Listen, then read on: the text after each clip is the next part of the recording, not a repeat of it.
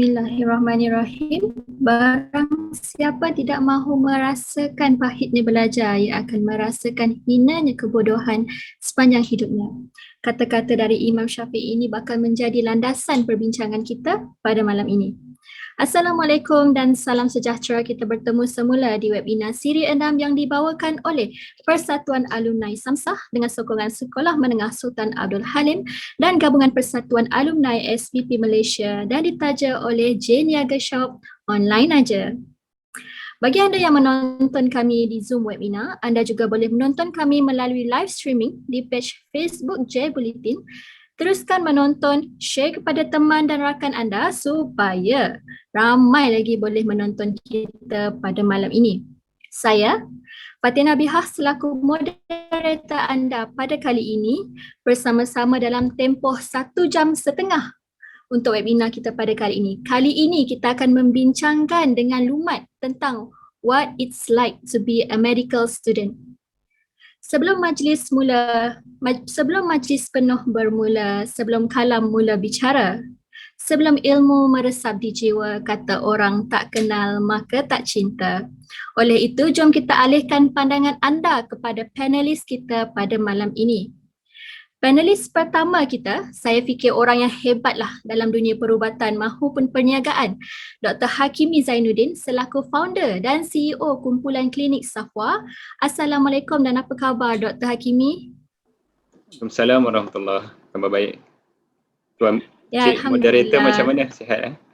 Alhamdulillah sihat.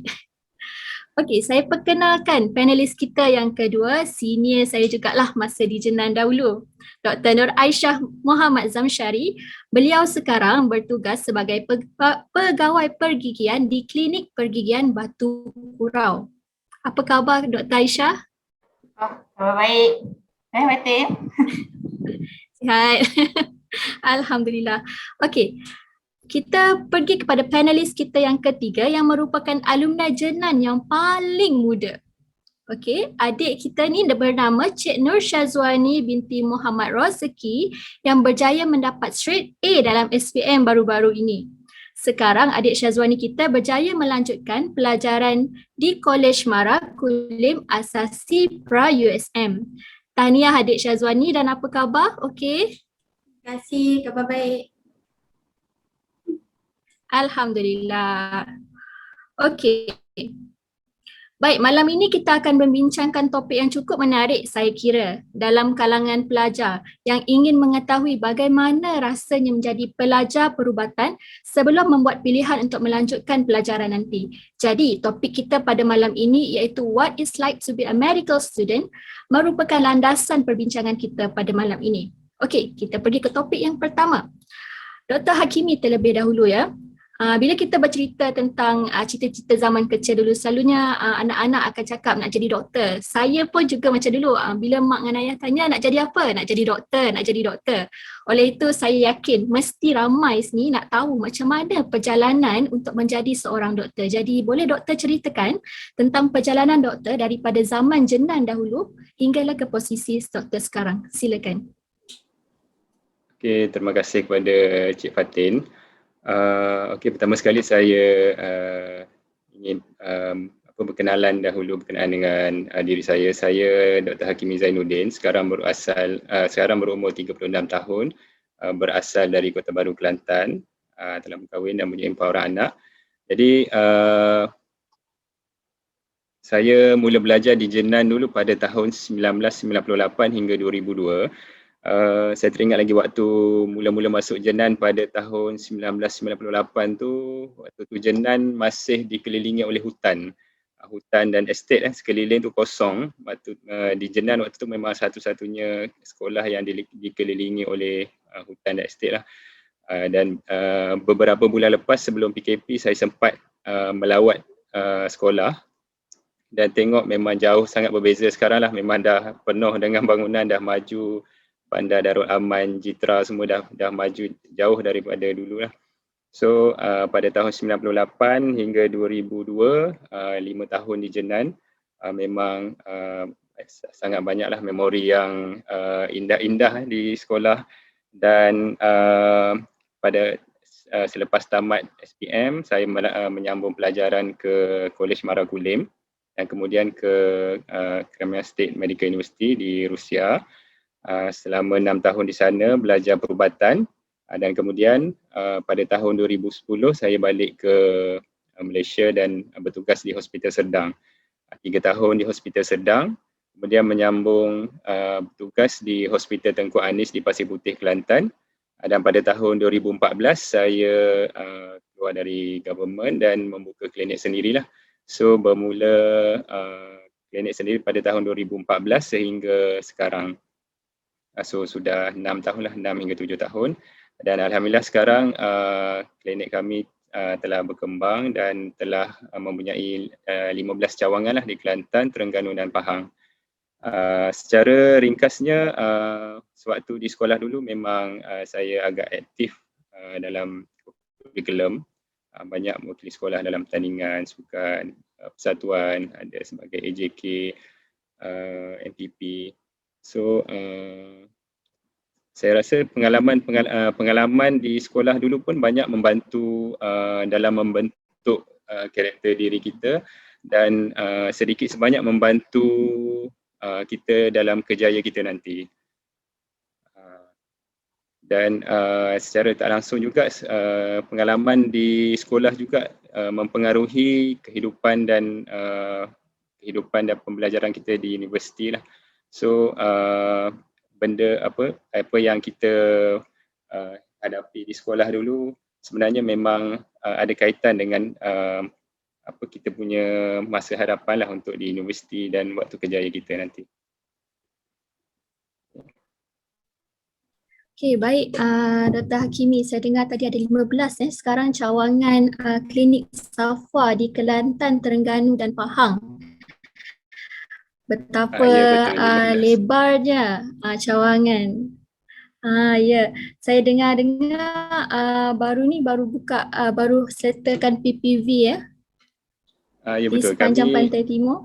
Betul, di Terengganu kami baru sahaja set up dan sekarang ni PPV Mega lah, ada satu PPV Mega di Terengganu.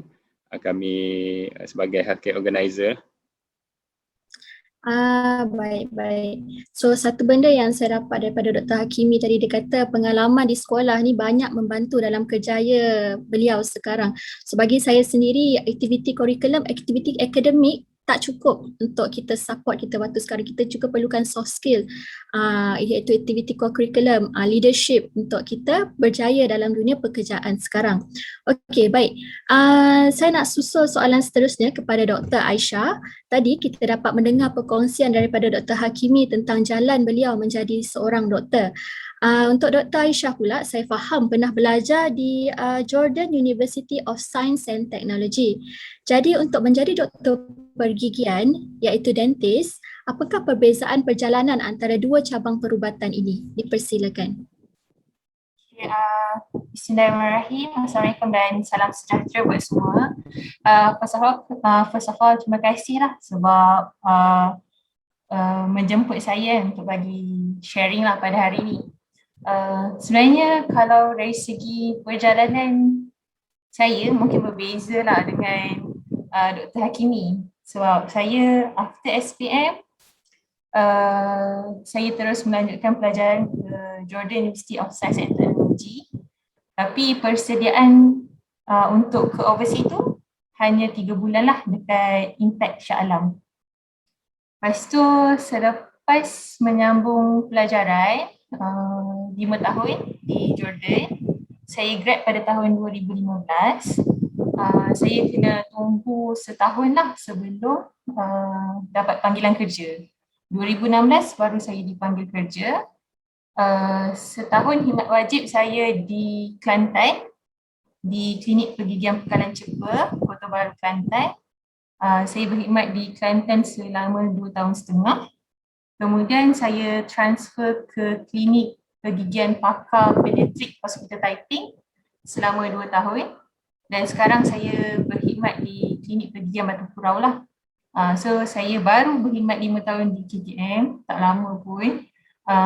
So tak banyak sangat pengalaman lah banding dengan Dr. Hakimi yang dah senior lah saya rasa dalam bidang perubatan ni. So dalam bidang pergigian macam tu lah saya punya jalan cerita. Cumanya saya ke Jordan tu dengan beasiswa JPA lah. Dari segi dari segi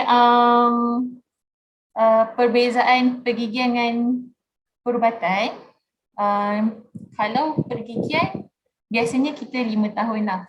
Kalau perubatan dia bergantung kepada universiti. Ada universiti yang 6 tahun, ada universiti yang 5 tahun, 6 tahun setengah. Itu bergantung kepada dia punya universiti lah. Kalau bidang pergigian biasanya 5 tahun. Tak kisahlah luar negara ataupun dalam negara. Baik, Dr. Aisyah tadi cakap tentang pergigian selama 5 tahun kan. 5 tahun tu daripada lepas SPM, memang terus 15 tahun, 5 tahun ke lepas SPM 18, umur kita 18 kan. Means that umur kita 23 dah boleh jadi dentistry ke macam tu? Yang tu jalan yang paling segera lah. Dia bergantung kepada preparation, maksudnya asasi semua. Cumanya saya belajar di Jordan, kita tak lalu asasi tu. Kita lalu Middle East program, persediaan keluar negara selama 3 bulan setengah. So cepat pergi overseas, cepat balik Malaysia, cepat jadi dentist. Tapi yang tu bergantung kepada universiti lah. Kalau universiti tempatan, kita kena lalu asasi, kena lalu dia punya jalan mungkin lain lah. Asasi pun bergantung kepada universiti. Ada yang setahun, ada yang 2 tahun, macam tu lah. Oh, kiranya bagi nanti penonton kita yang nak pergi kepada dentistry, kalau nak ambil fast track, boleh terus pergi ke luar negara. Macam Kak Aisyah kita ni, Dr. Aisyah kita pergi ke Jordan. Tapi kalau kita di Malaysia, kita ada 1 tahun atau 2 tahun asasi atau matrix dan 5 tahun ya. Kita belajar dalam dentistry. Sama juga dengan perubatan ya Dr. Hakimi. Kita ada 5 tahun belajar, lepas tu kita jadi houseman 2 tahun dan MO. Betul? Betul. Ya. Okey, baik. Terima kasih Dr. Aisyah dan Dr. Hakimi. Sekarang kita teruskan perbincangan kita dengan adik Syazwani. Okey, saya difahamkan bahawa adik Syazwani merupakan pelajar tajaan anda yang Talent Development Program YTP MARA. Betul? Okey, jadi bagaimana adik Syazwani berjaya mendapatkan beasiswa tersebut dan boleh share macam mana proses? Ada tips sikit tak untuk pelajar SPM sekarang untuk dapatkan beasiswa? Silakan. Okay, Assalamualaikum warahmatullahi wabarakatuh. Sebelum tu saya minta maaf lah, saya punya paparan ni dia invisible sikit kan. Tapi kalau jumpa face to face, sebenarnya saya ni sempurna je dalam jasad dia. Minta maaf lah kan, tu masalah teknikal sikit. Okay, so berkenaan dengan soalan Akak Biha tadi, macam mana tips nak dapatkan sekolah dan macam mana cara saya belajar secara online kan. Macam kita tahu sepanjang pandemik COVID-19 ni memanglah belajar online semua. So memang kalau online ni susah sikit sebab dekat rumah kan. Kalau saya, time saya SPM dulu, kan kalau jenang kan duduk kat asrama. Tapi dekat waktu duduk dekat asrama tu kan, dan waktu jenang kira macam tak sampai setahun, dalam 3 bulan je dekat asrama. Yang lain semua dekat rumah. And then kan, macam mana saya nak bahagi masa kat rumah tu susah sikit lah sebenarnya. Sebab kalau kat rumah, saya ni dia macam suri rumah. Sebab parents saya memang tak ada kat rumah kalau siang. Okay, kalau contohlah saya manage jadual saya elok-elok and then boleh seiring lah dengan pandemik kita ni macam cara belajar lah. Kalau contoh, kalau kat rumah, pagi tu pukul 7 pagi, saya akan bangun pagi, saya akan kemas rumah, basuh baju. Pukul 8 kan start kelas, pukul 8 tu baru pergi kelas. And then dalam pukul, kan ada break, short break antara pukul 1 sampai pukul 2 untuk salat asar pula, untuk salat zuhur kan. Time tu saya guna untuk solat and masak lah untuk the whole family sebab jelas suri rumah kan. So kalau kita manage jadual kita elok-elok, insya-Allah boleh. And then untuk part scholarship, sekarang ni kalau untuk scholarship medik memang susah. Sepanjang saya cari hari-hari sepanjang 3 bulan cuti habis SPM tu hari-hari saya cari update sekolah yang mana elok kan untuk kita. Yang saya jumpa untuk medik yang elok adalah YTP dengan JPA, tapi untunglah JPA untuk orang yang dah lepas sebab tahun ni JPA taja untuk orang yang straight A+ saja. Jadi yang tinggal harapan hanyalah YTP. Saya ada mohon untuk Yayasan Khazanah, dah lepas lah, cuma Yayasan Khazanah tak nak taja medik sebab katanya kos medik terlalu mahal. Jadi YTP adalah satu-satunya harapan saya sebab walaupun begitu tapi YTP ni dia bukannya betul-betul sekolah, dia pinjaman boleh ubah. Maksudnya kita kena maintain result elok sepanjang kita dengan ada kontrak dengan YTP untuk make sure kita punya duit tu jalan lah. Kalau tak kena bayar balik, sakit balik. Okay, saya rasa itu je kot daripada saya punya penerangan. Saya kembalikan kepada Kak Fatih. Okay, terima kasih Adik Syazwani. Tadi dia cakap dia kena rajin cari scholarship lah kan? Bukan scholarship medik je. Saya rasa memang semua scholarship kalau asalkan kita di mana ada kemahuan, di situ ada jalan. Kiranya lepas kita dah dapat scholarship dan kita bertanggungjawab lah untuk maintain result kita supaya scholarship kita tadi boleh menjadi beasiswa. Kalau kadang-kadang ada kes yang saya tahu sekiranya pelajar scholarship tu tak dapat memenuhi result yang okey kan, dia terpaksa dikeluarkan daripada scholarship tersebut. Jadi adik-adik yang bakal menjadi doktor-doktor nanti dan berjaya mendapat scholarship, belajarlah betul-betul kerana tanpa scholarship ni susah sikitlah kita untuk belajar sebab saya rasa kos medik ni agak mahal sikit kan dia punya pembiayaannya. Tapi walau bagaimanapun untuk mendapatkan kejayaan doktor di Malaysia dengan lebih banyak, kita pelbagaikanlah scholarship. Okey, sekarang kita dah habis dalam topik yang pertama. Alhamdulillah, terima kasih kerana penonton kita kerana masih setia bersama kami. Bagi yang baru menonton, kita sedang membincangkan dengan Lumat topik pada malam ini iaitu What It's Like to be a Medical Student. Webinar ini kita bawakan kepada anda oleh Persatuan Alumni Samsah dengan sokongan Sekolah Menengah Sultan Abdul Halim dan Gabungan Persatuan Alumni SPP Malaysia dan ditaja oleh J Niaga Shop online aja. Okey, baik Dr. Hakimi. Pada zaman sekarang kita tahu makin tinggi saingan untuk terpilih menjadi pelajar perubatan, seterusnya menjadi doktor, terutamanya waktu pandemik ini. Jadi boleh doktor ceritakan bagaimanakah laluan kerjaya sebagai seorang doktor pada zaman kini? Silakan. Okey, terima kasih Cik Moderator. Okey, secara generalnya kerjaya sebagai seorang doktor ni memang sangat dihormati dan disanjung tinggi oleh masyarakat dan disebabkan kerjaya yang boleh kata panggil Nobel. So kerjaya ni sangat tinggi demandnya, ramai permintaan yang tinggi oleh student-student untuk menjadi seorang doktor. Okay, jadi secara ringkasnya setelah kita belajar di sekolah 5-6 tahun di sekolah, kemudian masuk ke sama ada matrik ataupun asasi, intek dan kemudian menyambung pelajaran ke universiti.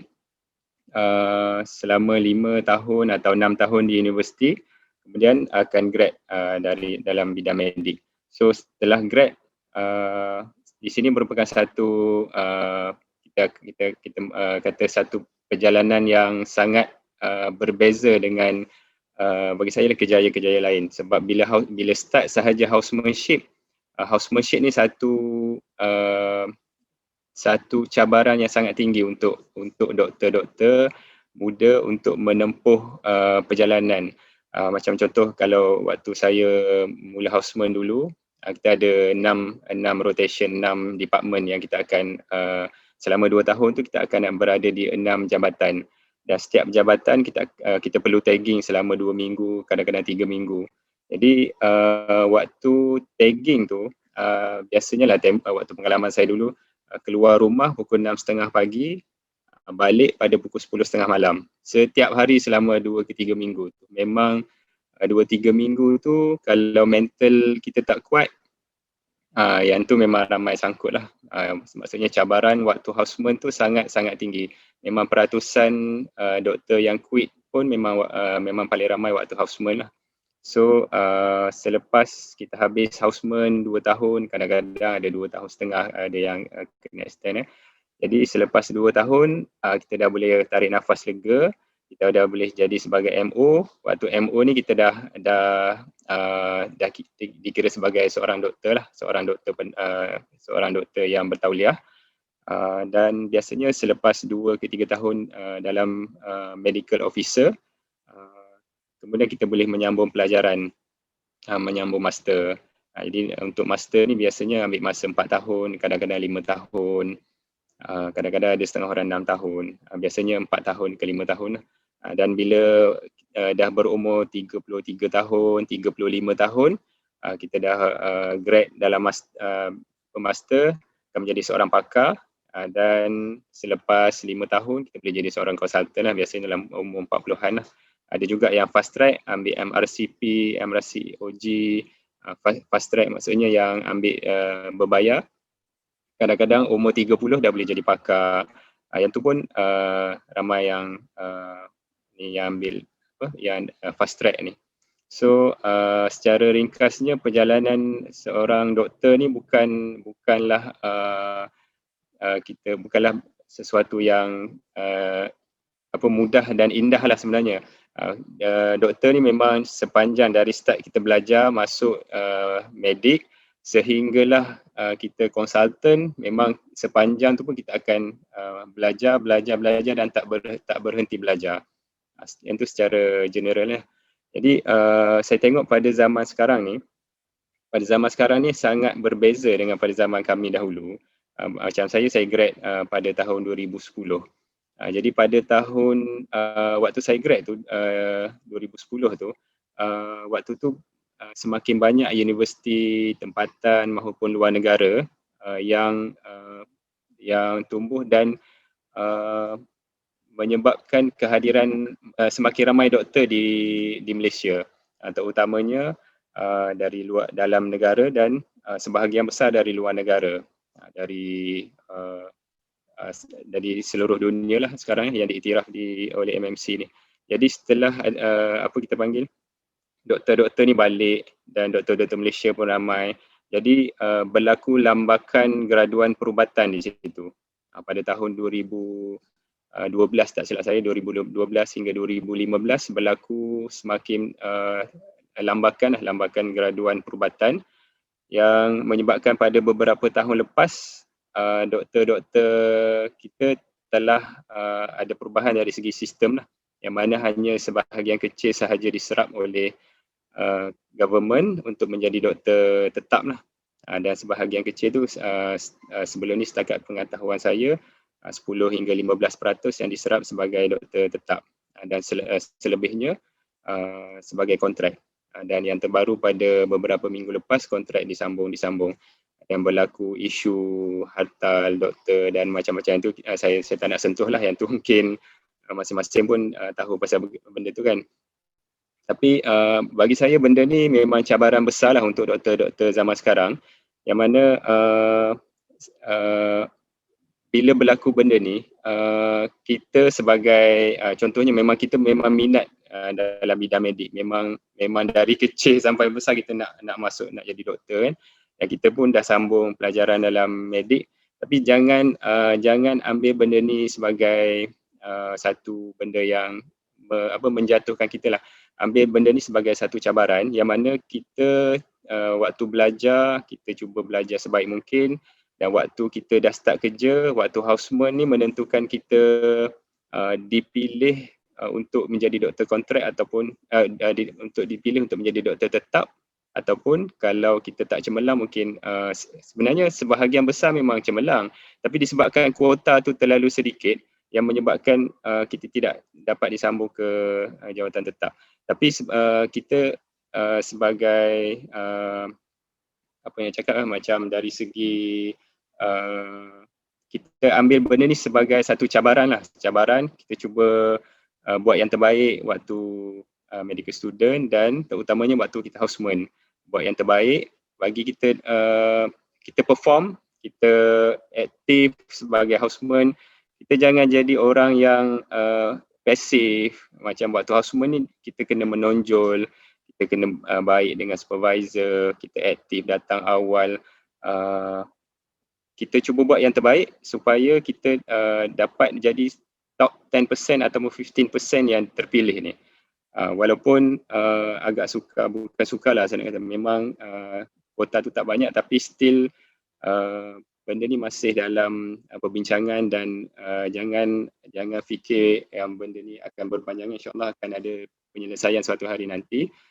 Dan saya nampak sebenarnya dari mana-mana kerjaya pun sebenarnya sama. Contohnya doktor, dentist, farmasi, engineer. Sekarang ni musim sekarang ni tak ada kita grad je terus dapat kerja tetap, tak ada. Semua bidang pun sama. Sebenarnya semua bidang pun sama, termasuklah doktor. So kita cuba buat yang terbaik, insya-Allah kita akan ada harapan yang tinggi, insya-Allah. Ya, terima kasih Dr. Hakimi. Tapi saya ada sikit soalan ni. Tadi Dr. Hakimi kata kita kena menjadi orang yang cemerlang. Atau dulu waktu zaman Dr. Hakimi belajar kan, ada tak tips macam mana kita boleh cemerlang dalam belajar menjadi medical student? Macam mana tips untuk cemerlang? Okay, sebenarnya bagi saya sebenarnya bukanlah Dean List ataupun cemerlang, saya biasa saja. Cuma bagi saya waktu crucial yang paling penting waktu kita di bidang kerjaya sebagai doktor ni ialah waktu houseman dan waktu MO lah. Waktu houseman ni yang waktu kita, sebab apa yang kita belajar di universiti memang sangat berbeza dengan real life lah. Maksudnya apa yang kita belajar teori A sampai Z tu, kadang-kadang dekat waktu kita bekerja ni, waktu houseman ataupun waktu kita berkerjaya sebagai doktor ni, hanya C dengan D sahaja ada. Tapi kita kena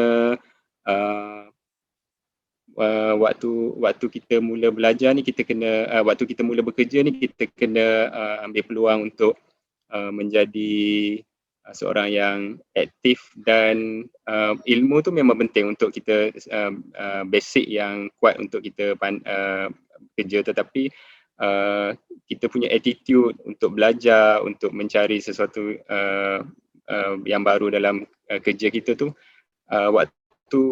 waktu kita mula belajar tu sebenarnya, waktu kita mula bekerja tu sebenarnya satu saat yang penting untuk kita berjaya.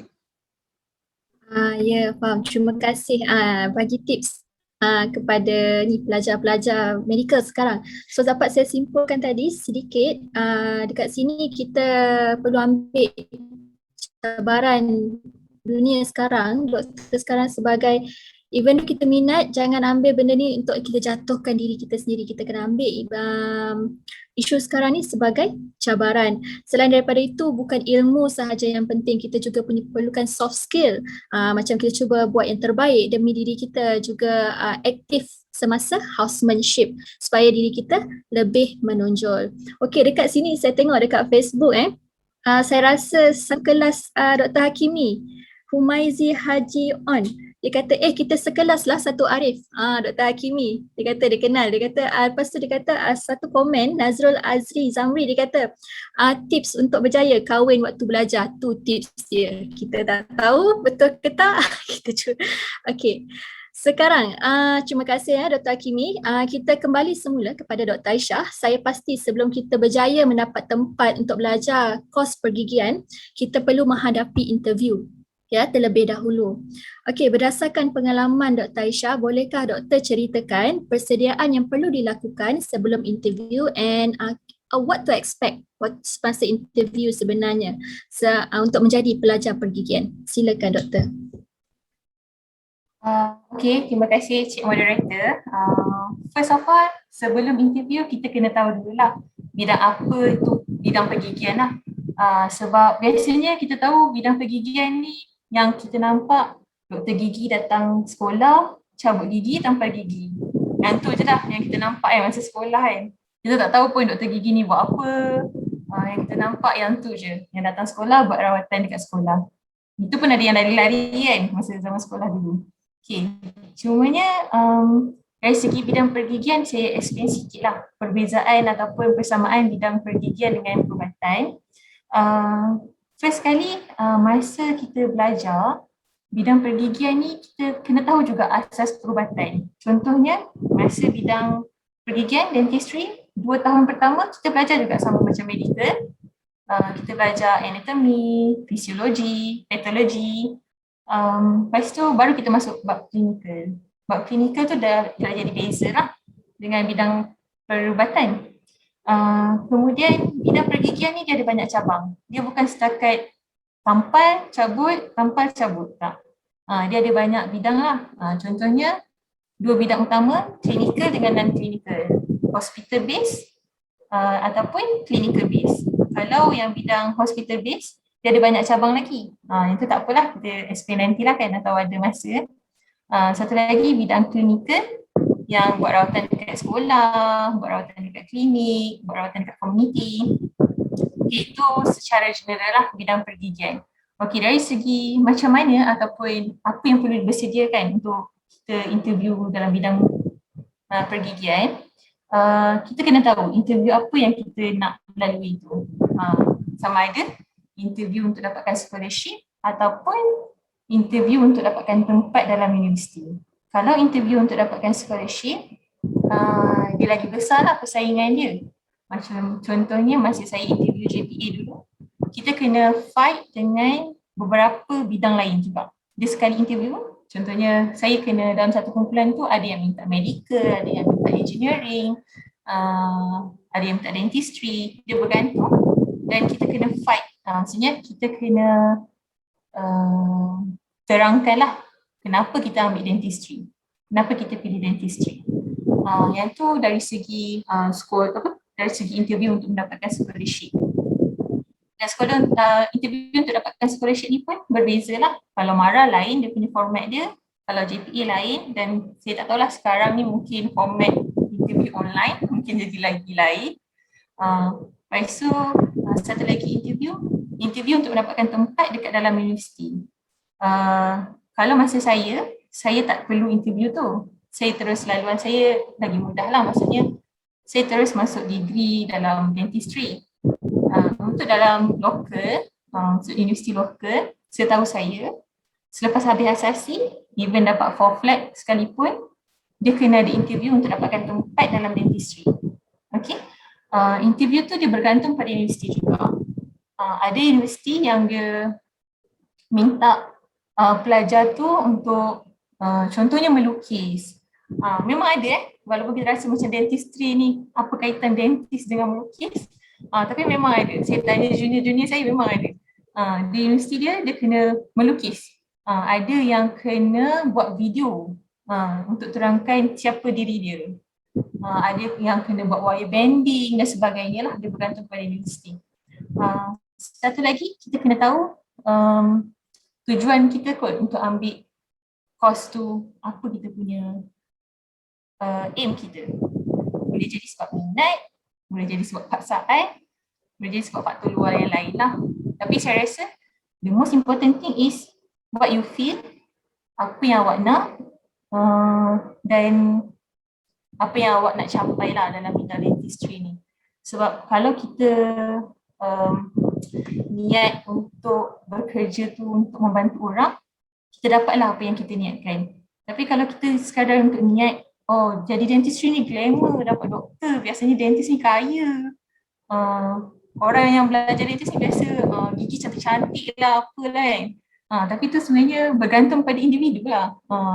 Dia tak boleh lah nak pukul rata je semua benda. Tapi gigi Dr. Aisyah cantik juga sekarang ni sebenarnya ibarat dentistry. Tak, saya tak buat braces ni memang original gigi ya. So kita kena tahulah apa yang kita nak capai dalam kehidupan lah. So untuk berjaya dalam interview, saya rasa sekarang dah ramai sangat budak-budak, maksudnya pelajar-pelajar yang pandai. So kita kena ada added value dari segi mungkin skill komunikasi kita, mungkin kita punya creativity, mungkin kita punya cara kita untuk berinteraksi lah. Maksud saya skill komunikasi itulah. Sebab kalau kita pandai sekalipun, kalau kita tak ada skill tu, kita tak boleh berjaya lah. Okay, saya rasa tu je kot. Okey, terima kasih Dr. Aisyah di atas perkongsian tadi. Dapat saya simpulkan sedikit kat sini, kalau kita nak tahu tips macam mana nak jadi pelajar dentistry, first kita kena tahu kita interview untuk apa. Basically kita kena buat background study lah.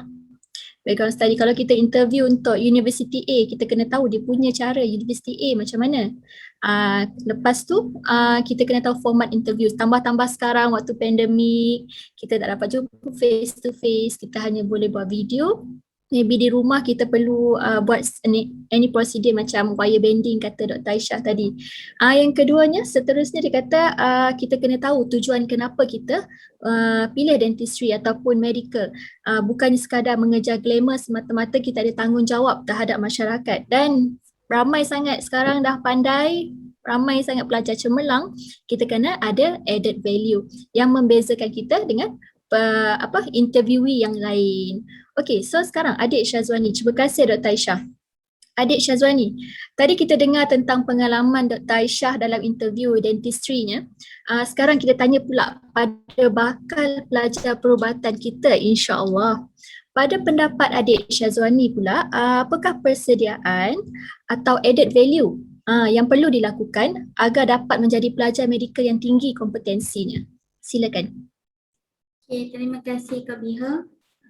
Okay, macam ni lah. Betul lah apa yang Dr. Aisyah kata tadi. As a medical student ni, kita wajib, bukan sunat, kita wajib ada added value sebab kalau pandai ni bukan lagi satu kelebihan pada zaman kita. Pandai ni satu keperluan. Kita perlu pandai. Bukannya kita sunat ke apa pandai. Pandai ni memang kena ada lah dan semua orang yang ada doktor. Okay. And then bagi saya lah added value bagi saya, apa yang saya buat persediaan macam nanti kan sebenarnya after asasi kita tak boleh memang tak confirm medik lagi sebenarnya. Kita kena ada interview dulu baru boleh masuk medik. Maksudnya bila-bila je kita boleh kena lelong. Kena lelong tu maksudnya macam yang tu bukan memang special case lah. Kena lelong ni macam kita nak ambil medik tapi kita tak lepas pun, tak qualified pun untuk medik tu. So kita kena lelong pergi engineering yang kita tak suka.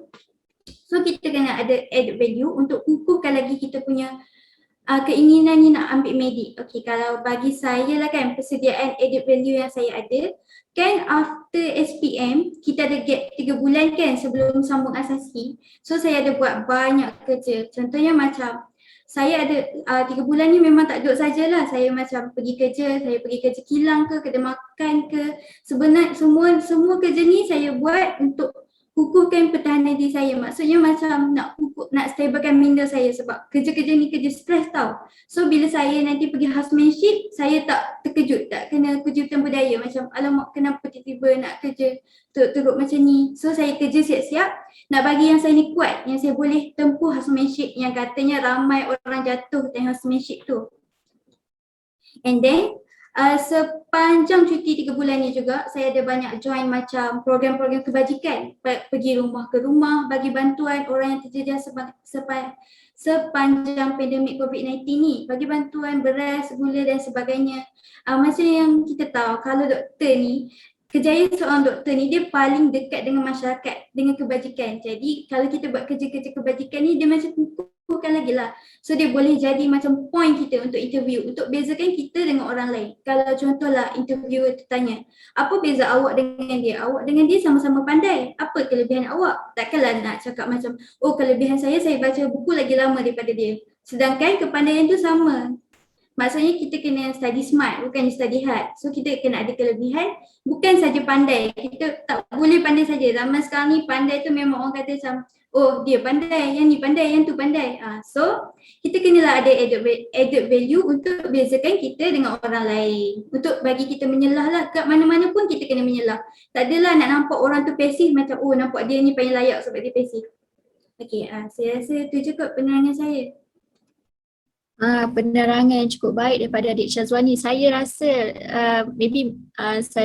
adik Syazwani adalah orang yang macam 3 bulan ya dia tak sia-siakan 3 bulan bercuti selepas SPM. Saya buat apa? Saya ada kerja juga tapi tak adalah saya sebagai sales girl secara saja, tapi adik Syazwani dia bekerja di pelbagai, tambah pula dia join program kebajikan untuk bagi bantuan kepada masyarakat yang terkesan dengan COVID-19 ni. So tahniah adik Wani, memang ada added value-nya sekarang. Siapa-siapa maybe dalam live ni ada mungkin bakal interviewer adik Wani nanti, dia boleh take note lah. Oh yang ni dia buat, mungkin lah.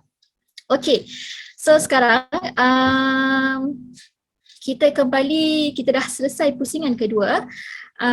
Sekarang bagi yang menontonnya di Facebook sekarang, kita Persatuan Alumni Samsah telah membawakan kepada anda webinar 6 siri 6 dengan sokongan Samsah dan gabungan Persatuan Alumni SDP Malaysia serta ditaja oleh Jeniaga Shop Online aja.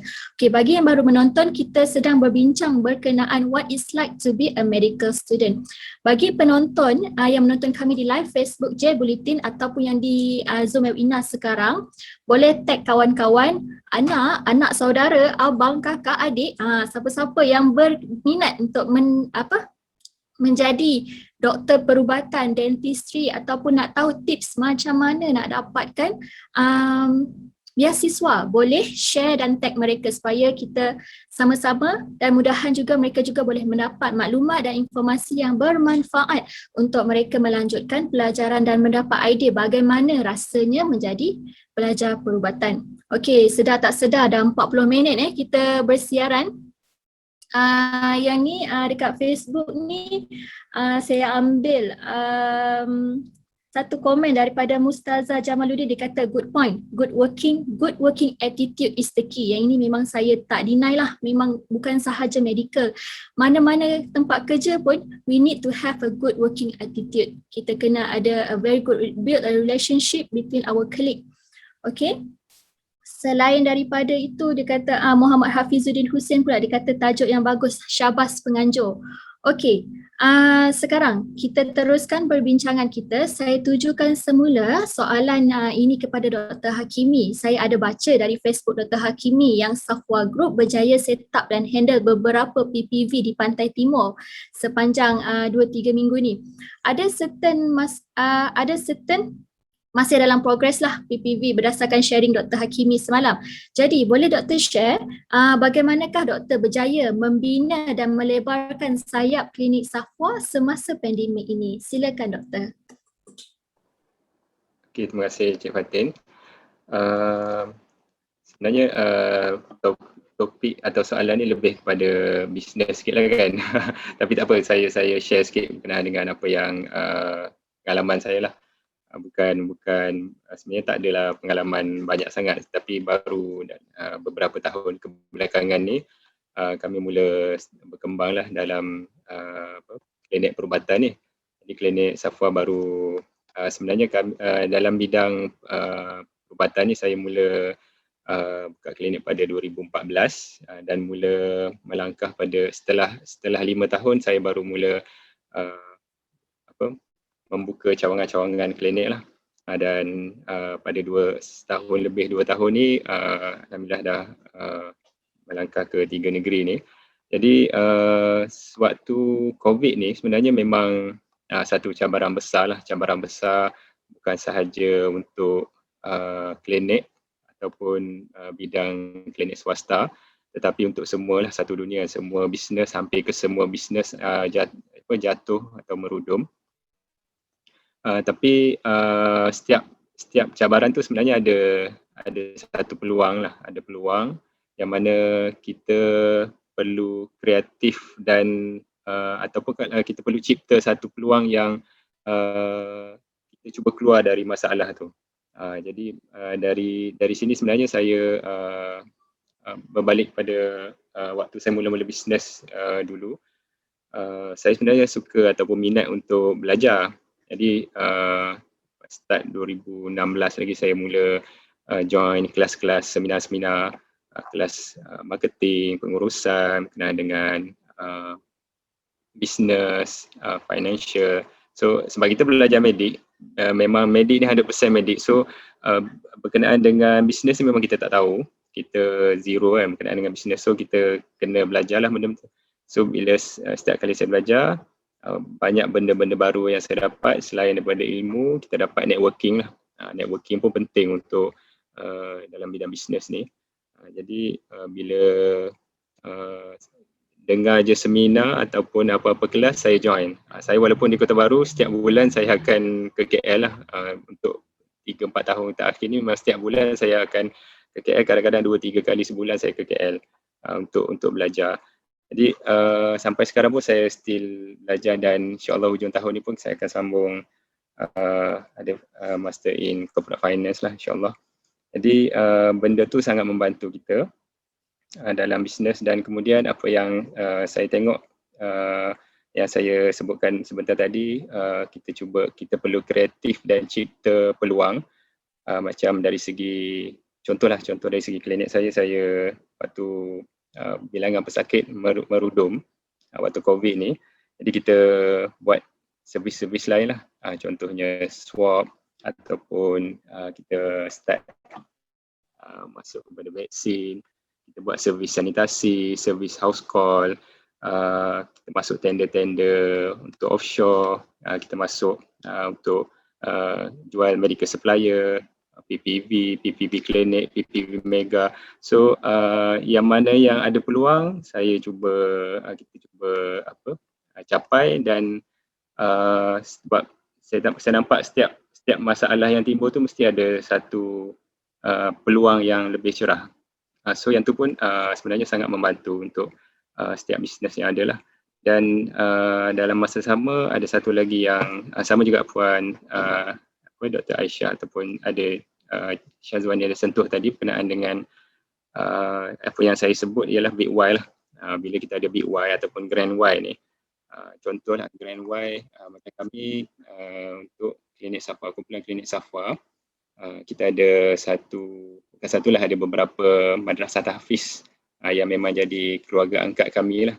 So memang bila kita setkan ada satu Big Y yang kita perlu bantu, madrasah tahfiz yatim lah yang ni, kita perlu bantu, bagi bantuan, sokongan, dan tak nak kita cuba usaha untuk kita perlu berjaya untuk bantu orang lain, atau utamanya macam bila kita ada contoh madrasah tahfiz yatim ni, mereka dalam kesusahan ataupun memang perlu bantuan. Jadi kita tak nak kita perlu berjaya untuk membantu mereka, keluarkan mereka dari contohnya dari segi kesusahan ataupun dari segi untuk ke arah kehidupan yang lebih baik lah. Jadi bila kita ada satu Big Y ataupun Grand Y yang tinggi kita tetapkan, kita pun dalam masa sama menyebabkan kita berusaha dengan lebih kita panggil kita cuba yang terbaik lah, cuba 100% usaha, bukan sekadar kerja main-main ataupun bukan sekadar beri yang biasa, tapi kita cuba beri yang lebih baik dari diri kita.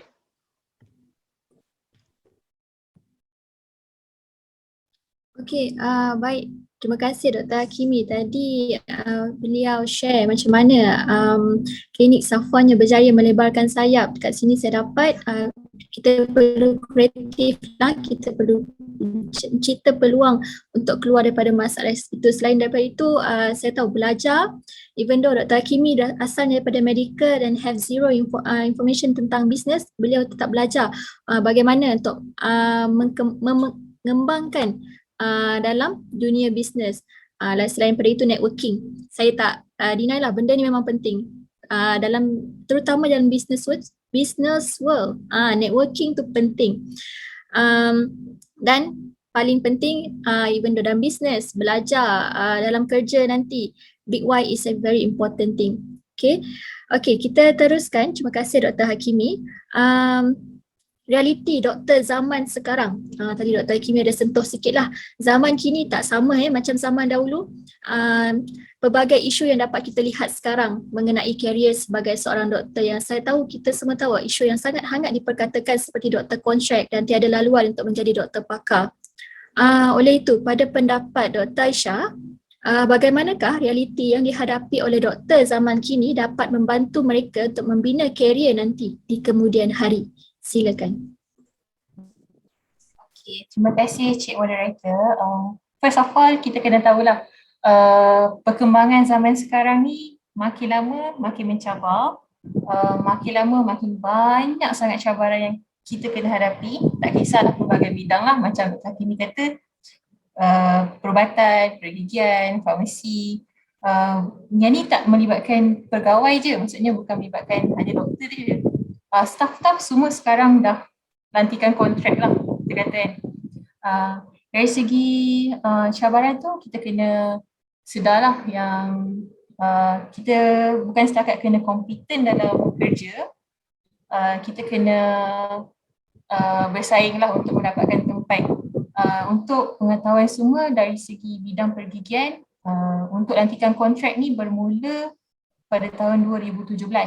Saya lantikan 2016. Selamatlah sikit beberapa bulan sebelum lantikan kontrak ni. So alhamdulillah lah, saya tak terlibat lah dari segi lantikan kontrak semua ni. Cumanya saya melihatlah kawan-kawan saya, junior-junior saya, they are fighting for it. Maksudnya semua orang sangat-sangat bersaing, semua orang nak sangat bekerja, nak sangat berkhidmat, tapi realiti tak seindah yang digambarkan lah. Masa saya belajar dulu, saya ingatkan kerja yang paling senang adalah kerja doktor. Grad je mesti kerja, grad je mesti kerja, grad je mesti dapat gaji tinggi. Tapi tak kan sebenarnya. Banyak lagi cabaran. Macam dentistry, saya cerita secara kasarnya, khidmat wajib kena setahun, berbeza dengan houseman. Houseman 2 tahun. Kalau khidmat wajib dentistry setahun, tapi ditawarkan kontrak 3 tahun dengan kerajaan. Okay. Bila 3 tahun tu dia bergantung sama ada diserap atau tak. Dan dia banyak sangat requirement. Saya pun macam sangat-sangat kesianlah dengan junior-junior dentist. Banyak sangat requirement yang perlu diorang completekan lah. Lepas tu, itu dari segi perjalanan dentistry lah. Satu lagi, mungkin kita kena tahulah dari segi walaupun banyak cabaran tu, kita kena tahu ke mana kita nak pergi. Mungkin kita tak berminat pun untuk bekerja dengan kerajaan lama.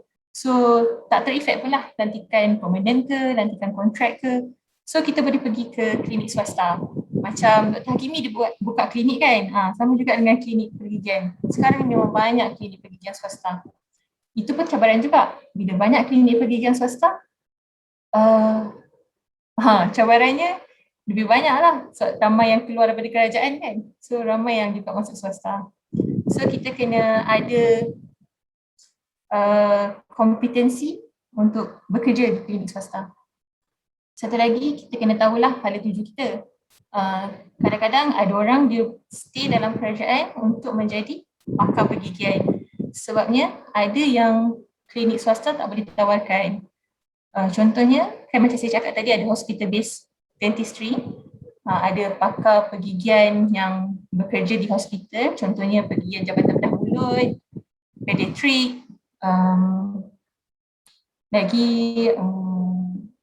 oral medicine and oral pathology, special needs. Benda ni dia sukarlah untuk kita bekerja kat swasta sebab benda ni hospital base. Bila hospital base, kita kena duduk dalam KKM lah. Biasanya boleh kerja swasta tapi dia tak banyak option tu. Satu lagi, kita kena ada backup plan. Backup plan maksudnya contoh kita dah target kita nak masuk kerajaan, kita dah target untuk dapat lantikan tetap, tapi contohlah lepas 3 tahun kita tak dapat. So kita kena tahu ke mana arah tuju kita. Itulah cabarannya untuk doktor-doktor muda kan. Saya taklah kira tua, saya kira doktor muda tapi generation yang lebih awal sikit. Kena tahu hala tuju tu lebih jelas, dan jangan berputus asa lah sebab yang ni semua dia sentiasa berubah. So kita harapkan the brighter future lah later. Wallahualam. Okey, terima kasih Dr. Aisyah atas perkongsian berikut. Tadi beliau ada mention yang pentingnya sekarang, katakanlah plan A kita tak jadi, kita kena tahu. Kita kena tahu macam mana nak respons towards ke plan B. Kita kena tahu hala tuju kita. Selain daripada itu, ada dikata khidmat wajib berhenti setahun ya. Dan khidmat kontrak 3 tahun. So nasib baiklah murah rezeki Dr. Aisyah beberapa bulan saja dia punya perbezaan kepada lantikan tetap. Okey, dekat sini ada satu komen daripada batch Kak Aisyah juga, senior saya jugalah, senior juara Kak Aini. Dia kata gigi Dr. Aisyah tu memang original lawa katanya, sebab tu dia suka senyum nampak gigi. Saya perasan daripada dulu, tapi waktu sekolah dulu Kak Aisyah ada garang sikit lah. Okay, so selain daripada itu, tadi kita dah dengar pendapat dan perkongsian Dr. Aisyah dan Dr. Hakimi yang sudah sekarang berada dalam dunia pekerjaan. Okay, sekarang kita tanya pula pendapat adik Syazwani. Tadi kita dah bincang dunia perubatan kini dan dahulu banyak bezanya. Nanti adik Syazwani, apa expectation adik Syazwani apabila melangkah ke dunia perubatan nanti? Bila kita dah dengar tadi perkongsian Dr. Aisyah dan Dr. Hakimi, apa expectation? Silakan adik Syazwani. Okay, terima kasih Kak Biha. So kalau nak tanya pasal expectation saya, daripada dulu lagi, daripada awal lagi saya memang minat jadi doktor dulu, memang tak pernah expect kebahagiaan lah, walaupun dah 6 tahun, 7 tahun study nanti kan after degree ke apa, sebab orang tahu memang doktor ni nanti akan busy. So macam saya ada reason saya sendiri kenapa saya nak jadi doktor. Okay, so yang saya tahu kalau housemanship tu memang kena strong lah, memang time tu tak boleh minta cuti, memang busy, memang live dengan hospital je. So macam certain orang akan macam rasa down tau bila macam tu, sebab kita kan tak pernah nak kerja macam tu kan. Okay, so expectation saya disebabkan bidang perubatan ni adalah bidang tanggungjawab. Okay, saya memang tak expect lebih, tapi dalam perancangan saya after asasi tu akan ambil degree medik 5 tahun, and then akan housemanship 2 tahun, and then jadi medical officer. Medical officer tu tak tahu lagi sama ada kontrak ataupun nanti boleh sambung kan. Okay, dunia boleh berubah macam doktor lah. Dulu doktor tak expect kan yang ke depan akan ada doktor kontrak. Kita pun takkan expect yang mungkin ke depan doktor kontrak tu dimasuk kan. And then dalam perancangan saya, after doktor kontrak tu saya akan sambung specialist, tapi specialist saya tu bukanlah macam untuk operation, saya akan sambung untuk public health. Public health ni dia macam kerja dia lagi mudah lah, dia macam kerja dengan KKM, kita kaji air sihat tak sihat, kaji denggi teruk tak teruk. Ni pasal kebajikan masyarakat setempat. Kalau medical officer, dia sekadar dalam hospital. Kalau public health, dia meliputi satu kawasan yang lebih besar. Jadi dalam perancangan saya memang yang tu lah yang saya rancang, tapi Allah lah sebaik-baik perancang. Saya macam mana pun tak apa, saya ikut je laluan yang Allah dah tetapkan dekat saya. Tapi kalau saya memang tak akan expect yang saya akan bahagia lah lepas 5-6 tahun belajar. Walaupun kita belajar lagi lama daripada orang lain, jangan nak expect lebih-lebih lah. Okey, terima kasih Adik Wani. Tapi kita tengok pada positif side-nya, menjadi seorang doktor ni memang berbakti kepada masyarakat dan juga mendapat insya-Allah pahala yang berganda-ganda. Tapi hati kena ikhlas lah. Okay, macam mana pun kita dah tahu what to expect. Adik Wani pun dah tahu what to expect bila dah masuk ke alam pekerjaan housemanship nanti. Kena sedia prepare mental, but it's a good thing to prepare you to be a good doctor later in the day. Okay, semua ini untuk preparation Adik Wani untuk menjadi doktor yang berjaya nanti. Jangan ambil ni daripada sudut negatif, ambil daripada segi positif. Setiap hari kita bangun bersyukur,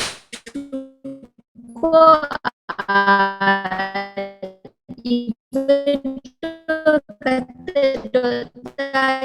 Hakimi tadi berapa jam daripada pukul 10.30 habis, which is what to expect lah. Boleh dengar ya suara saya semua? Okay. Okey, sekarang Dr. Aisyah, sekarang kita ada dalam Q&A session. Kita sudah settle ke semua topik yang kita bincangkan pada malam ini. Ada beberapa soalan ya. Yang pertama, saya tujukan kepada Dr. Hakimi. Okey, sebentar. Dengan isu lambakan doktor kontrak sekarang, adakah kerjaya sebagai doktor di Malaysia ni dah tepu? Adakah wajar kerjaya doktor masih menjadi pilihan utama pelajar SPM pada masa kini? Soalan ni saya dapat daripada chat di Zoom webinar kita sekarang ya. Boleh jawab Dr. Hakimi? Okey, terima kasih Cik Moderator. Okey, untuk soalan berkenaan dengan lambakan doktor, adakah wajar kerjaya doktor masih menjadi pilihan utama pelajar lepas SPM sekarang ni?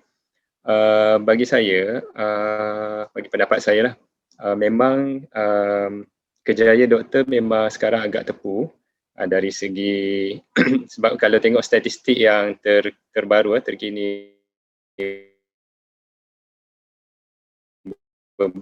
minggu lepas, lebih dosanya doktor yang tidak diserap di kerajaan, dan lambakan doktor di swasta pun semakin tepu. Tetapi dari satu sudut lain, kerajaan masih memerlukan doktor-doktor pakar. Dari segi kepakaran masih belum mencukupi, walaupun nisbah doktor kepada masyarakat atau penduduk telah pun tercapai pada tahun lepas, satu nisbah 400 ni, satu doktor nisbah 400 penduduk memang dah tercapai tahun lepas. Tapi dari segi kepakaran masih kita perlu, government masih perlukan doktor-doktor pakar. Macam baru hari ni ada announcement dari DG tadi, Ketua Pengarah tadi, sebab saya respon kepada adik Syazwani tadi berkenaan dengan public health tadi. Memang terutamanya dari segi public health, banyaklah kepakaran-kepakaran lain, termasuk yang public health memang masih tidak mencukupi. Maksudnya dari segi doktor memang banyak, tapi dari segi kepakaran masih belum mencukupi lah. Jadi bagi saya, untuk adik-adik lepasan SPM ni, untuk menjadi seorang doktor, sekiranya kita sekadar ingin menjadi doktor sebabkan glamour, sebabkan fikir gaji tinggi, sebabkan dihormati, sebab-sebab yang biasa ni, bukanlah untuk saya panggil untuk menghalang, tapi bagi saya, kalau betul-betul ingin memilih kerjaya sebagai seorang doktor, teruskan letak impian yang tinggi. Impian terus untuk saya nak jadi pakar something, macam adik Syazwani dengan nak jadi pakar public health kan. Yang tu pun sebenarnya satu impian yang bagus lah untuk kita letak peringkat awal ni, dan kita kena berusaha lah ke arah tu. Impian yang tinggi ni kita perlu disusuli dengan kita punya usaha insyaAllah. Jadi untuk pilihan utama tu bagi saya memang sekarang ni bukan merupakan pilihan utama, tetapi untuk yang betul-betul committed, yang betul-betul ingin menjadi doktor, terutamanya doktor-doktor pakar, tak ada masalah untuk mengambil jurusan doktor ni. Okey, terima kasih Dr. Hakimi atas respon tersebut. Saya harap jawapan daripada Dr. Hakimi dapat menjawab kembali soalan yang ditanyakan oleh siapa ni tadi ya? Okey, Encik Haidha. Minta maaf kalau saya tersilap nama. Okey, soalan seterusnya juga daripada ruangan chat Zoom webinar kita kepada Dr. Aisyah. Ditanyakan oleh Encik Najib Muhammad. Dia nak tanya berkenaan forensik. Adakah bidang forensik perlukan pakar pergigian ataupun forensik itu sendiri ada dentistry dalamnya? Okey, terima kasih Cik Moderator. Soalan yang menarik lah, sebab tak ramai orang tahu forensik tu dentistry ada juga kan. Soalan dia nak tanya berkenaan forensik, adakah bidang forensik perlukan pakar pendidikan atau forensik itu sendiri ada dentistry dalamnya? Sebenarnya memang ada pakar pendidikan forensik. Maksudnya dia doktor gigi yang ambil kepakaran dalam bidang forensik. So kalau nak tahu sebenarnya melalui body ataupun mayat, kita boleh tahu age, umur pesakit tu berdasarkan tengok gigi dia. So jumlah gigi dia kita boleh buat estimation age lah, lebih kurang macam tu. Menjawab soalan ke saya rasa? InsyaAllah menjawab soalan. Okey Cik Najib, Cik Najib yang bertanya. Okey, terima kasih Dr. Aisyah. Rupanya daripada gigi kita boleh cek berapa umur seseorang tersebut Okey, soalan untuk adik Syazwani. Dekat sini saya dapat satu soalan di ruangan Q&A. Saya rasa soalan ni sesuailah dijawab oleh adik Syazwani sebab adik Syazwani baru orang kata tengok scholarship apa yang bersesuaian. So dekat soalan ni dia kata daripada Mina, dia kata selain JPA, apakah pilihan lain beasiswa yang disediakan untuk kos dentistry dan medical selain JPA? Silakan. Terima kasih Kak Biha. Kalau nak jawab soalan pasal scholarship ni, bagi pengalaman saya sendirilah, JPA ada scholarship tapi dia sangat limited untuk tahun ni, bukan tahun-tahun sebelumnya. Kita sebenarnya scholarship ni dia ikut tahun, ikut ekonomi negara. Macam sekarang kan COVID jadi ekonomi jatuh, scholarship pun makin lama terhad, lama-lama tak ada. So dia macam tu lah. Dia sebenarnya scholarship ni kena ikut ekonomi semasa, keadaan semasa. Macam contoh JPA untuk tahun ni, tahun saya memang tak ada elak lah. Untuk orang straight A+ je JPA memang dah keluar senarai nama. Straight A+ tu pun dia orang kena bersaing antara satu sama lain untuk dapat JPA. Ada untuk program overseas dengan program lokal je kan. Yang tu memang untuk straight A+ je untuk zaman saya. Untuk zaman-zaman sebelum ni straight A pun tersenarai juga. Tapi disebabkan kekurangan duit dan sebagainya, kita kenalah pilih yang paling terbaik antara yang terbaik. And then kalau untuk Yayasan Khazanah tahun lepas masih ada untuk medik. Tahun ni last memang tak ada medik. Saya tanyalah dia punya pegawai, kenapa Yayasan Khazanah tak nak tarjah medik untuk kita tahun ni? Dia katanya kerana kos medik ni terlalu mahal. Dia macam tak menguntungkan. Tak tahulah kalau macam tu, mungkin daripada pihak mereka sendirilah. Tapi memang Yayasan Khazanah tak tarjah medik dah untuk tahun ni. And bagi saya sendiri pun yang tinggal hanyalah YTP Mara. Itu pun hanyalah pinjaman boleh ubah. Dan ada satu lagi, pinjaman zakat kedah. Zakat kedah ni dia boleh jadi full scholarship ataupun half. Half scholarship ni katakanlah macam kos untuk medik 50,000 and dia akan tarjah hanya 7,000. Yang selebihnya kita top up. Yang kita top up tu sakit balik lah sebab yang tarjah tu memang sikit. And kalau yang full scholarship untuk zakat kedah, kita kena dalam kedah saja, nama pun zakat kedah, and kita kena stay dalam dalam kedah saja. Maksudnya tak boleh keluar lah. So jadi macam tak seronok lah kan. Macam kita ni memanglah kita nak belajar tapi kita kenalah travel, tengok dunia luar macam mana. And then ada sekolah untuk local U, macam each U ada U dia sendiri. Depends pada kita punya time asasi nanti, result asasi kita macam mana. InsyaAllah ada sekolah lain yang menanti. Sebenarnya sekolah ni bukan lepas SPM saja. SPM ni bukan segalanya, tapi dia hanyalah permulaan kepada segalanya lah, macam tu lah. SPM ni hanya permulaan. Lepas asasi nanti pun ada lagi sekolah, boleh cari lagi, banyak lagi. So kalau tak dapat after SPM tu jangan frust lah, setahun je ambil asasi tu and then boleh apply untuk scholarship lain.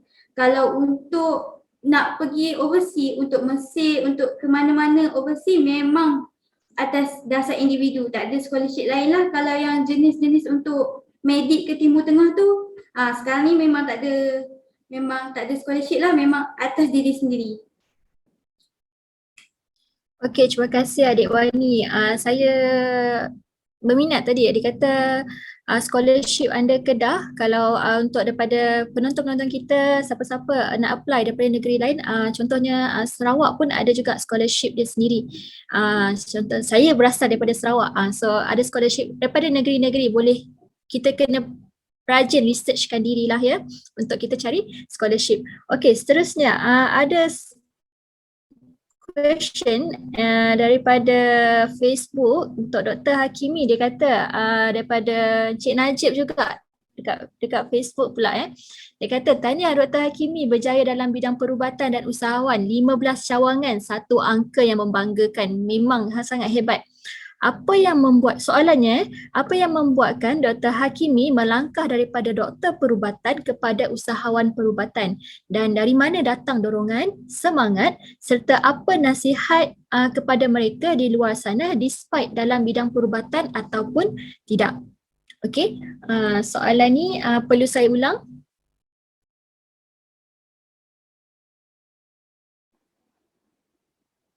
Okey, tak apa. Saya boleh jawab terus.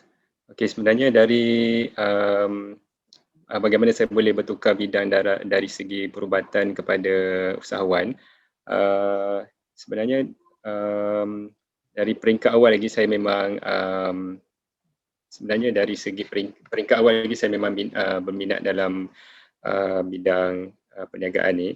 Tapi bila kita, seperti yang saya sebut pada peringkat awal tadi, apabila saya meletakkan satu Big Y tadi di hadapan, dia berbeza bagi setiap orang. Setengah orang dia target untuk menjadi doktor pakar, setengah orang untuk menjadi contoh macam jadi NS, public health, ataupun saya lebih kepada untuk bidang perniagaan. Dan bila ada Big Y, saya nampak benda ni saya perlu dari segi saya sendiri, saya lebih kepada komuniti. Dan apabila saya berada dalam bisnes, saya nampak saya boleh dari segi contohnya dari segi bila kami ada beberapa klinik yang boleh mencipta peluang baru untuk penduduk sekitar dan juga untuk membantu lebih ramai yang dari segi Mahat Hafiz tadi yang saya sebut dengan Big Y. Jadi berdasarkan Big Y saya itu, saya mula mengorak langkah untuk keluar dari bidang perubatan ke arah bisnes, dan saya terus fokus ke arah bisnes, tapi bisnes saya pun masih dari bidang yang sama, yang perubatan. Jadi saya nampak benda ni atas minat masing-masing, dan masing-masing ada kelebihan sendirilah. Baik, terima kasih. Still juga kita tekankan kepada Big Y. Kenapa Dr. Hakimi sendiri ada minatnya terhadap dunia bisnes. Okey, terima kasih Dr. Hakimi di atas jawapan. Saya harap jawapan Dr. Hakimi dapat menjawab soalan yang diajukan oleh Encik Najib. Okey, seterusnya kita kepada Dr. Aisyah. Dekat sini soalan daripada Nazihah Anwar. Dia kata, apa nasihat Dr. Aisyah kepada pelajar lepasan SPM yang berminat untuk melanjutkan pelajaran dalam bidang pergigian? Silakan Dr. Aisyah. Okay, terima kasih Cik Moderator dan soalan yang diberikan. So soalan dia tentang apa nasihat kepada pelajar lepasan SPM yang berminat untuk ambil dentistry. So nasihat dia, teruskanlah dengan semangat tu. Kalau berminat boleh terus ambil. Tapi saya rasa penting juga untuk kita tahu dengan lebih lanjutlah apa tu dentistry. Sebab macam saya tak tahu sangat pasal dentistry sebelum saya ambil dentistry. Saya ingatkan rawatan gigi tu just macam saya cakap sebelum ni lah, tanpa cabut gigi. Sebenarnya dentistry is a very wide field. Contohnya patah rahang pun doktor gigi yang betulkan. Lagi kalau ada patologi mulut, kanser mulut, macam tadi forensik. So better sebelum masuk bidang dentistry kita kena tahu sedikit lah. Satu lagi, jangan anggap dentistry ni bidang yang berbeza lah dengan medical. Sebab sebelum kita lakukan apa-apa rawatan pergigian, kita kena tahu juga basic medical. Contohnya sebelum kita cabut gigi, kita kena tanya juga history taking tentang perubatan orang ataupun perubatan pesakit itulah. Contohnya pesakit ada usia manis ke, darah tinggi ke. So kita kena sesuaikan rawatan kita bergantung kepada dia punya kondisi kesihatan juga. So jangan anggap dentistry ni different field sangat dengan medical. Bukan lagi senang dan bukan lagi susah lah. So dia ada cabaran yang tersendiri. So baguslah kalau nak join dentistry, tapi macam saya cakap ada cabaran yang tersendiri lah. Wallahu a'lam. Okay, terima kasih Dr. Aisyah. Kat sini dikata ada cabaran dia tersendiri, bukan sahaja dalam medical, dalam dentistry pun ada cabaran. So siapa yang nak jadi dentistry ataupun medical doctor, mental kena kuat dan kena pandai, rajin dan belajar. Okey, ada dua soalan dekat sini saya gabungkan sekali. Saya rasa memang sesuai untuk ditanya kepada adik Wani kita sebab beliau baru sahaja lepasan SPM. Dekat sini ada soalan daripada Nakib Nasir, dia kata apakah kelayakan minimum lepasan SPM dan nak jadi doktor? Lepas tu saya gabungkan dekat sini sebab ini pun lebih kurang sama soalannya daripada Rachel Ruthnoek. Dia kata, hai Cikgu Fatin. Oh, saya sendiri cikgu, dia kata. Hai Cikgu Fatin, dia nak tanya, saya rasa saya tanya kepada adik Wani lah.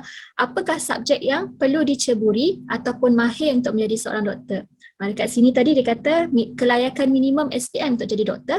Satu lagi, apakah subjek waktu kita belajar di sekolah menengah tu untuk jadi mahir untuk jadi doktor? Silakan adik Wani. Terima kasih Kak Fatin. Okey, untuk menjawab kedua-dua soalan tadi, yang first kelayakan minimum. Kelayakan minimum ni untuk jadi doktor kita mesti start dengan asasi ataupun matrik. Matrik tu mesti setahun, asasi pun mesti setahun. Sebab matrik ni sebenarnya terbahagi kepada dua. Satu matrik yang untuk setahun, satu yang matrik untuk 2 tahun. Matrik yang untuk setahun tu selalunya untuk orang yang lulus ADMAT.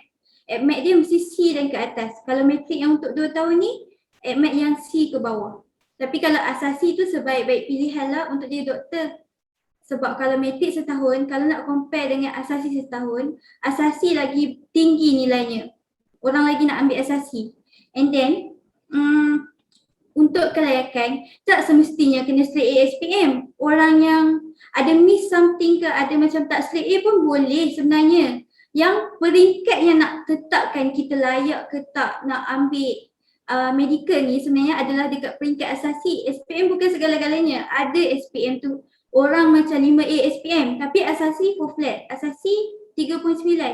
Dia lagi lepas nak ambil medik, maksudnya macam SPM ni bukan, jangan fikir macam oh kalau tak dapat say SPM tak boleh lah jadi doktor, dah bodoh dah ni. Janganlah fikir macam tu sebenarnya. Dia bukan macam tu, ada lagi jalan dia. And then untuk kelayakan sebenarnya matrik pun boleh tapi sebaik-baiknya ambil asasi lah, fast track lagi. Memanglah orang kata sebenarnya orang yang ambil medik ni nak lari daripada mat kan. Kalau saya sendiri pun saya kurang minat sikit mat ni tapi alhamdulillah lah lepas lah SPM tu. Okay, so untuk soalan kedua, untuk subjek yang relevan. Subjek yang relevan mesti ada biologi, kemis, fizik. Yang ni lah yang paling relevan sekali. Mat tu kalau boleh go tu kena go sebab peringkat asasi ni, mat ni penting. Dia punya mat tu bukan mat, dia punya mat. Yang tu kita kena faham. Mat ni dia sebut je mat kalau dekat asasi ni tapi dia mat. And lagi satu, memang kita kena ambil pure science kalau nak sambung medik. Sebab subjek yang memang relevan bio, fizik semua ni nanti kalau sambung asasi, dia wajib ada basic. Kalau tak memang lost lah. Kalau SPM pun tak ada basic, kalau nak sambung asasi, basic tak ada. Sedangkan dia punya syllabus tu, kami baru belajar 2 minggu tapi dah nak habis 2 bab dah. Bayangkanlah macam mana kan dia punya laju tu, kita punya basic kena strong macam mana. Itulah dia punya ni. Okey, terima kasih adik Wani. Saya tambah sikit, sebenarnya saya dulu actually lepas SPM saya masuk kepada asasi Universiti Melaya, asasi Pure Science untuk menjadi doktor, akan tetapi saya tak ada rezeki untuk menjadi doktor. So memang betul kata adik Wani tadi, kita kena SPM bukan segalanya, walaupun SPM saya tak biologi dengan fizik saya rasanya B, tapi saya dapat melanjutkan pelajaran ke asasi. So waktu asasi nanti bagi yang nak menceburi bidang perubatan ataupun dentistry, kena berusaha keras semasa asasi. Tapi untuk kita pergi ke asasi, result SPM kita pun ada requirementnya lah. Tak boleh lah semua fail nak jadi asasi. Kena juga ada subjek yang penting iaitu chemistry, biology and physics adalah salah satu syarat untuk kita di-accept menjadi pelajar asasi. Okey, terima kasih semua panelis kita pada hari ini. Memang rancak betul kita punya perbincangan. Okey, dekat sini ada satu komen daripada Muhammad Hafizuddin Hussein. Dia kata salah satu alternatif dia kata boleh apply tajaan bawah Kementerian Pertahanan jadi pegawai perubatan askar. Kalau nak jadi doktor, tapi doktor orang kata doktor askar lah. Kita boleh apply bawah Kementerian Pertahanan. Itu salah satu lagi cabang cara untuk kita jadi medical doctor. Okey. Jadi kesimpulan kita pada malam ini, belum kepada kesimpulan lah, webinar kita pada kali ini telah ingin melabuhkan tirainya, tapi kita tak dapat labuhkan tirai tanpa kita tinggalkan penonton-penonton kita dengan kesimpulan yang dibuat oleh ketiga-tiga panel kita. Saya harap kesimpulan ini cukup ringkas dan menarik dan dia orang kata short and sweet lah. Saya nak mulakan dengan Dr. Hakimi dahulu. Boleh berikan kesimpulan Dr. Hakimi pada malam ini. Silakan. Okey, jatuh bangun kita dalam kehidupan, especially dalam bidang perubatan ataupun doktor ni, itu perkara biasa. Tapi kita hati kita kena kental, kena kuat dan bersemangat. Kita tak boleh putus asa. Okey, kalau kita tengok orang-orang yang berjaya sekarang, top billionaire dekat dunia ni, Mark Zuckerberg ataupun Tan Sri, Syed Mokhtar Bukhari, lain-lain. Even dia tak berjaya di universiti, tapi dia tidak putus asa dan teruskan usaha dia, tapi dalam kerjaya dia berjaya. Okey, jadi bagi saya yang penting kita sentiasa upgrade ilmu, usaha, kita ikhtiar sebaik mungkin, dan yang penting kita tawakal kepada Allah. InsyaAllah kita berjaya di masa akan datang, insyaAllah. Itu sahaja. Terima kasih Dr. Hakimi atas perkongsian dan kesimpulan sebentar tadi. Seterusnya dipersilakan Dr. Aisyah untuk memberi rumusan sharing beliau berkenaan dentistry. Dipersilakan. Okay, terima kasih. Akhir kalam untuk pesanan terakhir. Saya rasa in everything yang kita buat, kita kena betulkan niat kita kena tahu tujuan. Jadikan cabaran tu bukan halangan, kita kena teruskan belajar, tak kisahlah kita dah tahap mana, sentiasa belajar, betulkan kita punya sentiasa upgrade diri lah. Satu lagi, kita kena sentiasa niat untuk jadi orang yang bermanfaat kepada orang lain. InsyaAllah Allah akan guide kita, Allah akan bantu kita in all way lah. Wallahualam. Assalamualaikum. Terima kasih Dr. Aisyah. Okey, so sekarang kita pergi kepada alumni kita yang termuda, iaitu adik Wani kita. Dipersilakan untuk membuat rumusan. Okay, terima kasih Kak Biha. Rumusan saya macam kalau kita nak jadi doktor, biarlah kita betul-betul passion, bukan atas paksaan orang lain, sebab nanti yang nak bertahan tu kita. Kerja yang ni, kita nak kerja lagi 30 tahun dalam jangka masa yang sangat lama. Nak beranak pinak pun nak kerja ni juga. Make sure buat pilihan yang betul. Kalau nak jadi doktor, make sure usaha betul-betul. Kalau tak nak, undur dari sekarang. Bukan nak suruh semua orang undur, tapi fikir apa yang terbaik untuk diri sendiri. Okay, terima kasih adik Wani. Ada lagi tambahan? Tak ada Okey. Okey, terima kasih. Dekat sini ada satu komen daripada tim J Bulletin. Dia kata terima kasih kepada ahli panel dan moderator. Sampaikan salam. Ni daripada Presiden alumni kita, Tuan Haji Abdul Ghani Abdullah, dan timbalan Presiden kita, Datuk Subri Muhammad Isa. Mereka mengucapkan salam dan tahniah kepada semua. Baik. Alhamdulillah, saya harap pada malam ini kesemua penonton webinar kita dapat pelbagai input tentang Topik kita pada malam ini iaitu What It's Like to be Medical Doctor. Semoga adik-adik kita yang bakal melanjutkan pelajaran ke bidang perubatan ataupun pergigian dapat inspirasi and now what to expect and to do sebagai medical student, seterusnya sebagai doktor perubatan dan pergigian suatu hari kelak.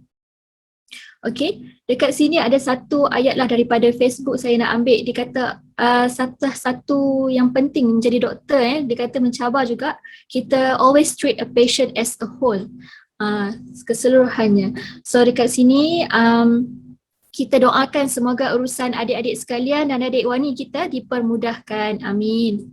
Itulah webinar. Ada kalanya kita berhujah dengan fakta, ada kalanya kita alur dengan jenaka, ada waktunya kita susun dengan bicara kata. Terima kasih kepada semua kerana setia menonton webinar kita daripada awal sampai ke hujungnya pada kali ini yang dibawakan oleh sekali lagi Persatuan Alumni Samsah dengan Sekolah Menengah Sultan Abdul Halim dan Gabungan Persatuan Alumni SBP Malaysia dan ditaja oleh J Niaga Shop online aja. Terima kasih juga diucapkan kepada panelis kita pada malam ini kerana sudi meluangkan masa berkongsi pendapat dan ilmu kepada semua penonton kita pada malam ini. So sekarang ada satu sesi sesi mengambil gambar. Kita tak dapat ambil gambar bersebelah, kita ambil gambar secara virtual. Minta semua panelis untuk angkat jari sebelah kiri, sebelah kiri, sebelah kiri dan buat bentuk macam ni, tinjenan ya. Saya harap tim webinar dapat screenshot. Okay, ready. 1, 2, 3. Okay, lagi sekali. 1, 2, 3. Okay. Akhir kata pada saya pada webinar minggu hadapan saya nak promote sikit. Kita akan berbincang tentang I want to be a pharmacist and a dietitian. Saya kira topik ini cukup menarik juga kepada pelajar yang ingin meneruskan pengajian dalam bidang farmasi ataupun dietitian. Baiklah. Sekiranya ada terkasar bahasa, tersilap bicara, tersinggung rasa, saya mohon maaf. Sesungguhnya yang baik itu datang dari Allah dan yang buruk datang dari kekhilafan saya sendiri. Saya akhiri webinar siri 6 pada kali ini. Kita jumpa pada waktu dan masa yang sama pada minggu hadapan di Zoom webinar dan Facebook Live Bulletin Jenan. Sekian, Assalamualaikum.